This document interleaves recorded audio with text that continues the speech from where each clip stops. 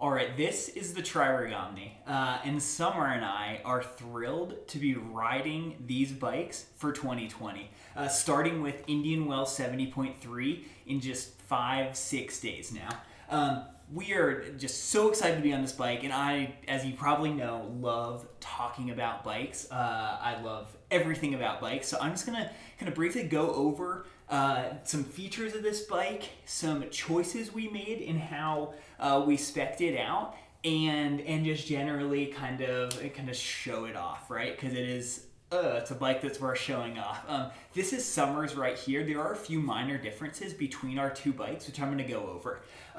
But starting with what's the same between the two bikes that we'll be riding. So we have the TriRig Omni frame here. It's this monofoil shape, Nick, the founder of TriRig, calls it. So basically you can draw one continuous line from the extensions down the frame, down, and then all the way down to the chainstay here. So the idea being you get clean airflow, and there are a number of other advantages as well here. We both have the TriRig Alpha 1 bars up here. These bars are incredible. They're really made to be adjustable, and adjustable really quickly, right? So it is literally just one bolt up here at the front to adjust this mono post up and down. So stack is no longer taking out multiple bolts, playing with spacers. It is literally just sliding it up and down, which is amazing for adjusting stuff on the fly. Same thing basically with tilt, is you just have two bolts behind here, and then you can adjust the tilt of your bars just like that. So also with this front end up here, we are using the TriRig Ergo cups. Now, those might get a little update soon, but just big, wide cups, super great material, very soft. I like it a lot more than kind of the fabric-y materials you see. And then the extensions we have here are some prototype, or they'll be coming out soon, but 115 millimeter rise extensions. So that just makes getting your hands high, especially with tilt, all that much easier. In addition to the Omni frame, the Alpha 1 bars, there are TriRig Omega X brakes hidden under the chainstay here, and then on the front here.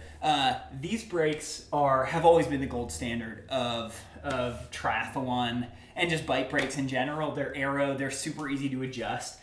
Here they're hidden nicely behind this Delta cover, which is a new thing. This cover right here is actually compatible with a lot of bikes. So you can actually get that, hide your front brake, clean things up a little bit. But I mean, obviously everything here is designed to just flow so well, and it does. I mean, every time I look at this bike, it's incredible. So we also have TriRig Kappa cages in between our arms here for a BTA setup, and then behind the saddle with this carrier as well, which is kind of designed to work with the bike. We are both using dash saddles at the moment. So I've been using that for a while. Summer just got on that recently. Fantastic saddles, really light. They look really good. And once again, they just kind of add to the aesthetic and the flow of the bike. So wheels-wise, these are Princeton Carbonworks Wake 6560 wheels. So you'll notice this kind of sinusoidal shape here, and you might think, didn't Zip do that first? No, actually, Princeton Carbonworks was doing that before Zip came out with their 454s and their 854s. So they are a little different. Zip has a sawtooth design, and these are purely sinusoidal. So the idea being that they help with detached airflow, that they're better in crosswinds as well. I'm not an aerospace engineer, so this is just kind of as I understand it. On the front here, getting really aero-weenie status, we are using, actually in all of the wheels, we're using Silka latex tubes, but we both have speed shields on the front with the valve extenders, just because it looks good, and in theory it saves half a watt. I know, half a watt.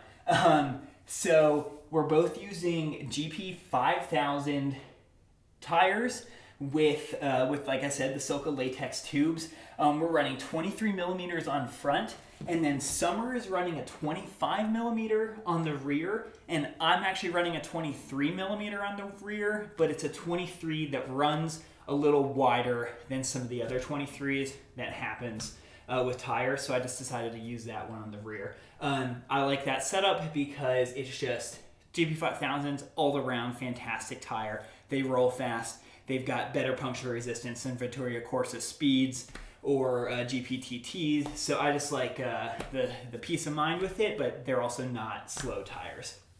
So on that front, that's pretty much everything that's the same between our bikes. Everything that TriRig makes, oh my gosh, it flows so well. We've got these bento boxes right here. Hydration is covered between the two cages there, and I much prefer that to something with a straw anyways. So now what's different between our bikes? Drivetrain wise, we do not have a drivetrain sponsor, right? So everything that we have has kind of been scrounged together. Would I love to be on a SRAM Axis 1x setup? Of course. But these work really well as it is. So because I've got Summer's bike here in front of me, I'll start with that one. She, for now at least, is running in 1x setup for the first time ever. This is new for her. But Indian Wells is so flat that anyone could ride this course with a 1x setup. So she's got a 50T SRAM X-Sync chainring up front here, which is mounted to her Quark crankset, which is GXP, and then her Shimano pedals. Both of us are using Wheels Manufacturing PF30 to GXP bottom brackets in there. Now these are bottom brackets that instead of being pressed in together and then having to work like that, one of them is pressed in and then they thread together. I love that setup way more than just pressing in two cups. You're never going to have any creaking with that setup, and even with the standard steel bearings and not these super expensive like ceramic bearings, oh my god, I mean it spins so well. It feels incredible. So even though we're not using the native 30 millimeter crank, using that Wheels Manufacturing GXP or PF30 to GXP bottom bracket, it feels natural. It feels like it was meant to be like that. So I'm a big fan of how that feels. So like I said, X-Sync chainring comes back here to an 11 to 28 Shimano Cassette. Now she is running all of that. I know, SRAM chainring, Shimano Cassette, and she is running a 1x Di2 setup. So these are parts we just kind of had laying around, that TriRig had laying around when we were there building up the bikes. So she has just a single shifter up front. She has normal Dura Ace brake levers here, because when you're running 1x, you're probably racing flat courses. You don't need that shifting from your brake levers as much. So we're just keeping it as simple as possible. One of the reasons I love 1x setups is because it's simple. You don't have as many parts that are gonna break or drop a chain. I've never ever dropped a chain with a 1x setup. So I mean, I've always been a huge fan. And in the back here, she has the previous generation Dura Ace derailleur. Now, even though this is a short cage, it can easily take up to this 28, and it could actually even go up to a 32. You're gonna have some chainline issues there at that point, but it can do that, so you have that bailout gear if needed. All right, I went over the details about Summer's bike. Now, what's different on mine? There are a few different things, almost all of them drivetrain related. Now, one, I'm riding the large frame instead of the medium that Summer is riding. Interestingly enough, I could probably actually almost fit on a medium frame because of how easy adjustment is with stack. But a large obviously makes sense for me. I'm using the same high-rise extensions there. So drivetrain wise, I am just using my old 1X mechanical drivetrain that I had on two of my previous bikes. So that's just one shifter up front, SRAM here. I'm using the same brake levers, the Shimano Dura Ace brake levers They just feel really good. They work well with the Omega X's. And then as we come down here, I'm using the SRAM Red 22 rear derailleur. I have found that running 1X, as long as you have a narrow wide front chainring, you do not need a clutch rear derailleur. I've used one and I had the same number of chain drops as I have had without, which is 0. 1X is fantastic.